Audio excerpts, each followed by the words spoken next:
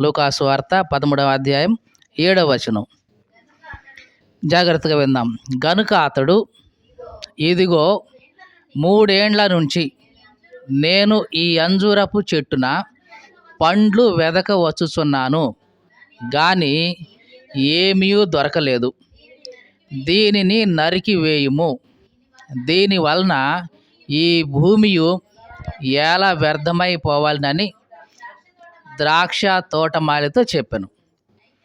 అయితే వాడు, అంటే ద్రాక్ష తోటమాలి ఏమంటున్నాడు? అయ్యా, నేను దాని చుట్టూ త్రవ్వి ఎరువు వేయి మట్టుకు ఈ సంవత్సరం కూడా ఉండని, అది ఫలించినా సరి, లేని ఎడ్ల నరికించి వేయుము అని అతనితో చెప్పాడు. జాగ్రత్తగా విందాం. ఇక్కడ జరిగింది ఏంటో చెప్తాను, వినండి. ఒక మనుషునికి ఒక ద్రాక్ష తోట ఉంది. ఏముంది? ద్రాక్ష తోట. ఆ ద్రాక్ష తోటలో ఏం వేశాడంటే అంజూరపు చెట్టు వేశాడు. ఎందుకు వేశాడు అంజూరపు చెట్టు అంటే, ప్రతి ద్రాక్ష తోటలో కనీసం ఒక అంజూరపు చెట్టు వేసుకుంటారు ప్రతి రైతులు. ఈ దినాల్లో చాలామంది ఏం చేస్తున్నారంటే ఆ పొలం చుట్టూ ఆ తాటి చెట్లు వేసేవాళ్ళు ఉన్నారు. ఒకప్పుడు తుమ్మ చెట్లు వేసేవాళ్ళు, అవి కాస్త ముళ్ళు అవుతున్నాయని ఈ మధ్య తాడి చెట్లు వేస్తున్నారు. అట్లాగా కొంతమంది కొన్ని రకాల చెట్లు ఆ గట్టున ఉపయోగిస్తూ ఉంటారు. అట్లాగే ఇశ్రాయేలు దేశంలో ఏ తోట వేసినా సరే కంపల్సరిగా అంజూరపు చెట్టును వేసేవాళ్ళు. ఎందుకు అంత ఖచ్చితంగా వేసేవాళ్ళు అంటే, ఒకటి, అంజూరపు నుంచి వచ్చిన ఆకులు గాయాలను కట్టడానికి, మాన్పడానికి ఉపయోగపడతాయి. తర్వాత అంజూరపు కాయలు శ్రేష్టమైనవి. ఇంకా అంజూరపు చెట్టు యొక్క ప్రత్యేకత ఏంటంటే, సీజన్లోనే కాదు, అన్ సీజన్లో కూడా కాస్తుంది అది. మీకు అర్థమైందా? మామిడికాయలు ఎప్పుడు కాస్తాయి? ఎండాకాలంలో. జామకాయలు ఎప్పుడు కాస్తాయి? చలికాలంలో. ఇట్లాగ ఒక్కొక్క పండ్లకి ఒక్కొక్క సీజన్ ఉంటుంది. ఈ అంజూరపు చెట్టు యొక్క గొప్పతనం ఏంటంటే, సీజన్లో బాగా కాస్తుంది, అన్ సీజన్లో కూడా, అంటే సీజన్ కాని టైంలో కూడా ఇది కాస్తుంది. అంత కాయకపోయినా ఎంతో కొంత కాయలు కాస్తుంది. అంటే సీజన్లో కానీ అన్ సీజన్లో కానీ ఎల్లప్పుడూ కాసే ఏంటిదంటే అంజూరపు చెట్టు, అంజూరపు కాయలు కాస్తాయి. అందుకని ఆ ఇశ్రాయేలు దేశంలో ప్రతి రైతు కూడా ఏ ఉన్నా లేకపోయినా తన పొలంలో ముందు అంజూరపు చెట్టును వేస్తాడు. ఇట్లాగే మనం చదువుకున్న ఈ వాక్య భాగంలో ఒక రైతు ఉన్నాడు. ఆయనకు ఒక ద్రాక్ష తోట ఉంది. ఆ ద్రాక్ష తోటలో అంజూరపు చెట్టు ఒకటి వేశాడు. అంజూరపు చెట్టు వేసిన తర్వాత అది 2 సంవత్సరాలకో 3 సంవత్సరాలకో 4వ సంవత్సరం నుంచి ఫలించాలి.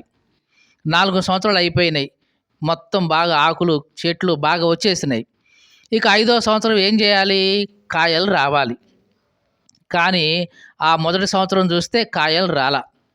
పోనీలే, కాయలు రాలేదు కదా, వచ్చే సంవత్సరం కాస్తుందేమో అని 2వ సంవత్సరం ఆగాడు. ఆ 2వ సంవత్సరం కూడా కాయల సరేలే, ఇది కూడా ఈ సంవత్సరం కూడా కాయలేదు కదా, వచ్చే సంవత్సరం చూద్దాములే అని 3వ సంవత్సరం కూడా చూశాడు. 3వ సంవత్సరం కూడా అది కాయల. ఆకులైతే కాసింది, నీళ్ళైతే తాగుతుంది, ఎరువైతే తీసుకుంటుంది, అన్ని యజమానుడు ఇచ్చి అన్నీ తీసుకుంటుంది, కానీ కాయలైతే కాయట్లేదు. 3 సంవత్సరాలు చూశాడు యజమానుడు. చూసి ఆ తోటమాలిని పిలిచి అన్నాడు, తోటమాలి, 3 సంవత్సరాల నుంచి, ఎన్ని సంవత్సరాల నుంచి? 3 ఏళ్ల నుంచి నేను దీని పండ్లు ఏమైనా దొరుకుతాయేమో అని, పండ్లు కాస్తదేమో అని ఎదురు చూస్తూ ఉన్నాను. కానీ ఇది 3 ఏళ్ల నుంచి నేను ఇచ్చేవన్నీ తింటుంది, నీళ్లు పెడుతుంటే తాగుతుంది, ఎరువేస్తుంటే తింటుంది, మందులు కొడుతుంటే తీసుకుంటుంది, అన్నీ మంచిగా చేసినా సరే ఇది ఫలించట్లేదు. దీనివల్ల ఈ భూమి అంతా వేస్ట్ అయిపోతుంది. దీన్ని తీసేసి దీని స్థానంలో ఒక 10 ఆ ద్రాక్ష చెట్లు వేసినా మనకి ఫలితం వస్తుంది కదా, దీనివల్ల అనవసరంగా ఈ భూమి ఎందుకు వ్యర్థం కావటం, దీన్ని నరికించే అన్నాడు. తోటమాలి తొందరపడి, అలాగేనయ్యా నరికించేద్దాం అనలా అన్నాడు. తోటమాలి కాస్త ఓపికగా, అయ్యా, ఈ ఒక్క సంవత్సరం కూడా చూద్దాం, ఏం చేద్దాం, ఈ ఒక్క సంవత్సరం కూడా చూద్దాం, నేను దాని చుట్టూ తవ్వుతా, ఎరువేస్తా, ఎరువేసి ఇంకా కొంచెం దాన్ని మంచిగా చూస్తా, చూసిన తర్వాత ఈ ఒక్క సంవత్సరం చూద్దాం, అది ఫలిస్తేనా సరే మంచిగా ఉంచుదాం, ఫలించలేదంటే నువ్వు చెప్పినట్లుగానే అయ్యా నరికేద్దాం అని అన్నాడు.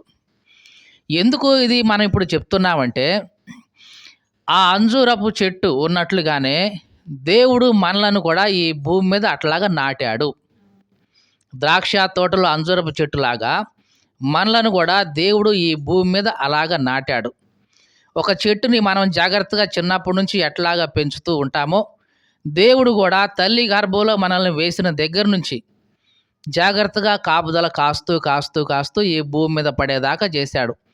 మళ్ళీ భూమి మీద పడిన తర్వాత మళ్ళీ మనం ఎక్కడ తొందరపడి ఇంకేదైనా చేసుకుంటామా అని మనల్ని కాపాడడం కోసం తల్లి, తండ్రి, బంధువులు, స్నేహితులు ఇంత కాపుదలిచ్చి దేవుడు మనల్ని చిన్నగా పెంచుతూ, పెంచుతూ, పెంచుతూ పెద్దవాళ్ళని చేశాడు.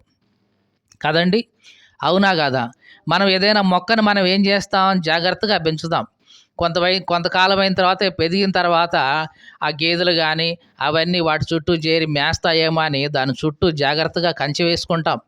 లేకుంటే ఏదైనా షెల్టర్ పెడతాం. ఎందుకు? అది కాస్త పెరగాలి, పెద్ద కావాలి, ఎదగాలి, ఫలించాలి అని. ఇదే కదా ఆశ. అట్లాగే దేవుడు కూడా మనలను ఈ భూమి మీద ఒక చెట్టులాగా వేశాడు. దేవుడు మనిషిని దేంతో పోలుస్తున్నాడు? ఒక చెట్టుతో పోలుస్తున్నాడు. ఆ చెట్టు ఎదిగి, ఎదిగి ఫలించాలి అని మనం ఎట్లా కోరుకుంటామో, అలాగే మనం కూడా దేవుని దృష్టిలో ఎదిగి, ఎదిగి, ఎదిగి ఫలించాలి అని దేవుడు కోరుకుంటున్నాడు. దేవునికి స్తోత్రం కలుగును గాక. మనము ఉదాహరణకి ఇంకొక మాట చూద్దాం. పొలంలో విత్తనాలు విత్తుతున్నాం కదా! పత్తి వేసేవాళ్ళున్నారు, మిరప వేసేవాళ్ళున్నారు, తర్వాత వరి వేసేవాళ్ళున్నారు. ఈ గింజలన్నీ వేసిన తర్వాత పత్తి నుంచి మనం ఏమి ఆశిస్తాం? అది మొక్కలు పెరగాలి, ఇంకా పువ్వులు కాయాలి, కాయలు కాయాలి, ఆ కాయలు పగలాలి, దాని నుంచి పత్తి రావాలి. ఇక మిరప నుంచి కూడా ఏమి ఆశిస్తాం? అది కూడా ఎప్పటిలాగా పూత వేయాలి, పిందె వేయాలి, కాయలు కాయాలి, దాని నుంచి దిగుబడి రావాలి.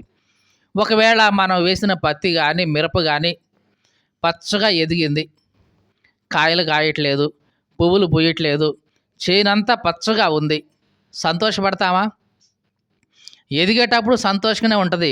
4 ఆకులు వేసింది భలే ఉంది, 5 ఆకులు వేసింది భలే ఉంది, ఇంకా పెద్ద పెద్ద వచ్చినాయి భలే ఉంది, ఇంతెత్తు అయింది భలే ఉంది అనిపిస్తుంది.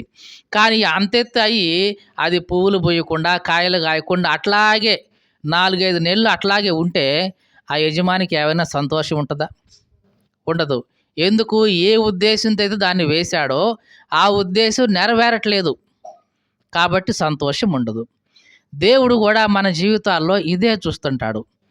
మనల్ని దేవుడు ఈ భూమి మీద ఎందుకు వేశాడంటే మనం ఎదగాలి, ఫలించాలి, ఆయన కొరకు బ్రతకాలి అని దేవుడు కోరుకుంటున్నాడు. కానీ కొన్నిసార్లు మనం ఏం చేస్తున్నామంటే ఈ అంజూరపు చెట్టులాగే కొన్నిసార్లు కొన్ని జీవితాలు మనకు అట్లాగే ఉంటున్నాయి. అంటే దేవుడి నుంచి మనం అంతా తీసుకుంటానే ఉన్నాం. తీసుకుంటున్నామా లేదా? మనం నివసిస్తున్న భూమి ఎవరిది? దేవునిదే. పీలుస్తున్న గాలి ఎవరిది? దేవునిదే. మరి ఈ శరీరం ఎవరిది? దేవునిదే. మరి మనకిచ్చిన భార్య గాని, భర్త గాని ఎవరిచ్చారు? దేవుడిచ్చింది. మరి పిల్లలు దేవుడిచ్చిందే. ఇంకా మనం తీసుకుంటున్న ప్రతీదీ కూడా దేవుని నుంచే తీసుకుంటున్నాం. అవునా కాదా? మీరు చెప్పండి. అవునా కాదా? అన్నీ కూడా దేవుడిచ్చినయే కదా! అలాగే ఈ అంజూరపు చెట్టు కూడా యజమానుడిచ్చే అన్నీ తీసుకుంటుంది. నీళ్లు పెట్టినప్పుడు నీళ్లు పీల్చుకుంటుంది, ఎరువేసినప్పుడు ఎరువు పీల్చుకుంటుంది, ఎండొస్తే సూర్యరశ్మి తీసుకుంటుంది, అన్నీ తీసుకుంటుంది, పచ్చగానే ఉంటుంది కానీ ఫలించట్లేదు. మానవులుగా కొన్నిసార్లు మనం కూడా ఇట్లాగే ఉంటాం.